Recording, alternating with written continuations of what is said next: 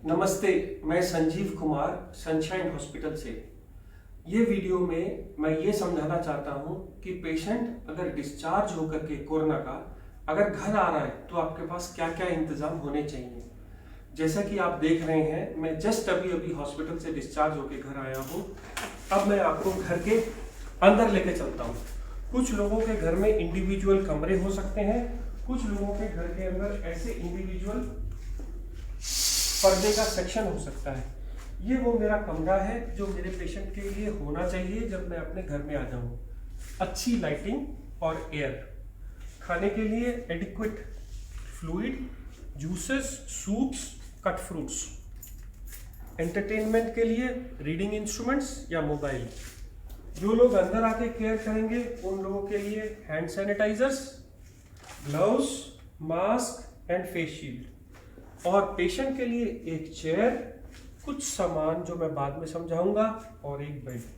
मान लीजिए मैं आज डिस्चार्ज होके घर आया, आने के बाद मैं आराम करूंगा। कितनी देर आराम करना है? 8 घंटे रोज आराम करना है।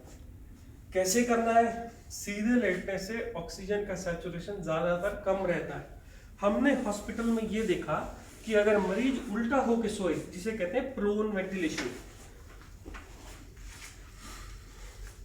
ऐसे करके अगर आप 8 घंटे सोते हैं और इस दौरान पल्स ऑक्सीमीटर का यूज करते हैं तो आप ये देखेंगे कि ऑक्सीजन अच्छी ज्यादा बढ़ जाती है। तो कोशिश करिए कि 8 घंटे रोज मोस्ट ऑफ द टाइम दिन में या रात में उल्टा होकर के सोइए। इस करवट या इस करवट, कोशिश करिए कि उल्टा होकर के सोइए। और एक पल्स ऑक्सीमीटर आपके पास हमेशा होना चाहिए जो आपकी पल्स की सैचुरेशन 95 और 100 के बीच में बताता रहे, तो आप अच्छे हैं। इसके अलावा जो लोग बिस्तर में ही ज्यादा दिन रह रहे हैं वो लोग एक्सरसाइज शुरू करेंगे। कौन सी एक्सरसाइज? सबसे पहले ये पैर की एक्सरसाइज। पैर ऐसे ऐसे चलाते रहिए, क्योंकि बहुत लोगों को पैरों में क्लॉट्स बन जाते हैं। अगर आप ये पैर की एक्सरसाइज करते रहेंगे तो ये क्लॉट बनने कम हो जाएंगे। दूसरा, डीप ब्रीदिंग एक्सरसाइजेस। लेटे लेटे ही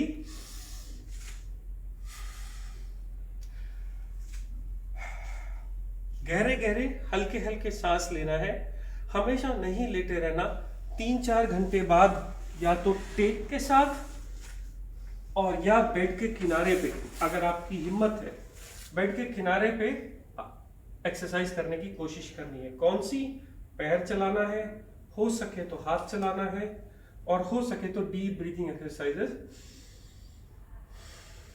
करने की कोशिश करनी है। जैसे जैसे टाइम बीतता जाएगा, 1 महीने तक कमजोरी रहती है, 15 दिन बाद के आसपास कमजोरी कम होने लगती है। जब आप खाने का, पानी का ज्यादा ध्यान रखते हैं तो आदमी की कंडीशन इंप्रूव हो जाती है। उसे 3-3, 4-4 घंटे पे कुछ खाने के लिए चाहिए। दूसरी ब्रीदिंग एक्सरसाइजेस, ऐसे रेस्पिरेटरोमीटर्स आते हैं। अगर एक रेस्पिरेटरोमीटर को करना क्या है, ये 3 बॉल्स रहती हैं, एक फूंकने का इंस्ट्रूमेंट रहता है।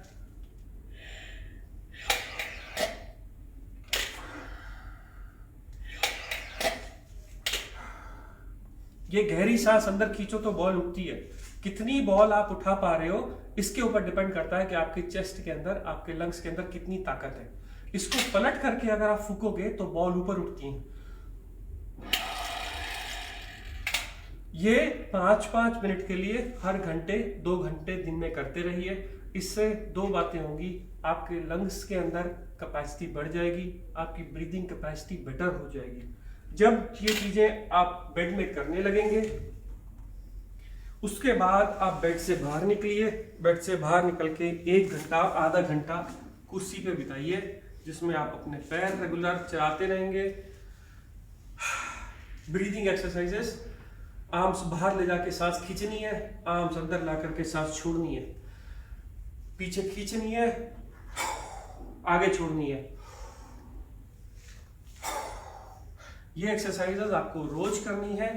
इसके अलावा कोशिश हो तो रोज 10-15 मिनट पूजा भी करनी है, क्योंकि इससे फेथ बढ़ता है और इससे आदमी में बाहर निकलने की ताकत आती है। हमेशा मास्क लगा के नहीं रहना। जब कोई कमरे के अंदर आता है तभी मास्क लगाने की जरूरत है, अदरवाइज आप बगैर मास्क लगाए रह सकते हैं। जब कंडीशन चेयर से भी बाहर निकलने से बेटर हो जाएगी तो कोशिश करिए अपने कमरे में थोड़ा सा टहलें या कमरे के बाहर जाके थोड़ा सा टहलें।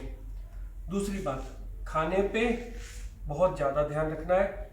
बुखार, कमजोरी और भूख ना लगना सबसे बड़े सिम्टम है कोरोना के, जो 14 दिन के बाद भी रहते हैं। इसका ये मतलब नहीं है कि बीमारी ठीक नहीं हुई, इसका ये मतलब है कि आपको बुखार के लिए सिंपल पैरास्टामोल की गोलियां खाने में, बहुत सारी liquid diet, juices, soups and fruits और बहुत सारा विश्वास और बहुत सारी केयर की ज़रूरत है। ये एक मिनिमम सेटअप है जिसमें आदमी जनरली 10 से 12 दिन में इम्प्रूव हो जाता है। जो लोग इन्फेक्टेड नहीं हैं या जिनको जुकाम बुखार है वो इस कमरे में ना आए। बच्चे और बूढ़ों को इस कमरे से दूर रखें। इन्फेक्टेड आदमी ज़्यादातर 14 दिन के बाद ऑटोमेटिकली नेगेटिव हो जाता है, इसलिए बार बार टेस्ट कराने के पीछे मत भागिए। अगर पेशेंट सिक होता है तो उसके 2 या 3 कारण होते हैं। एक, वो बात करना छोड़ दे। दूसरा, उसको बार बार 102, 103 फीवर आए। तीसरा, उसका पल्स ऑक्सीमीटर में सैचुरेशन 95 से कम दिखाने लगे। ये वो वार्निंग सिग्नल है जिसमें आप डॉक्टर की एडवाइस लेंगे, अदरवाइज आप जल्दी ठीक हो जाएंगे। ये कोरोना केयर उन सब लोगों के लिए है जो घर में रिकवर हो गए हैं या हॉस्पिटल से डिस्चार्ज होकर घर अभी अभी आए हैं, जो कि 10-12 दिन के अंदर अंदर अपनी नॉर्मल लाइफ में वापस आ जाएंगे। मैं doctor Sanjeev Kumar, sunshine hospital से बोल रहा हूँ।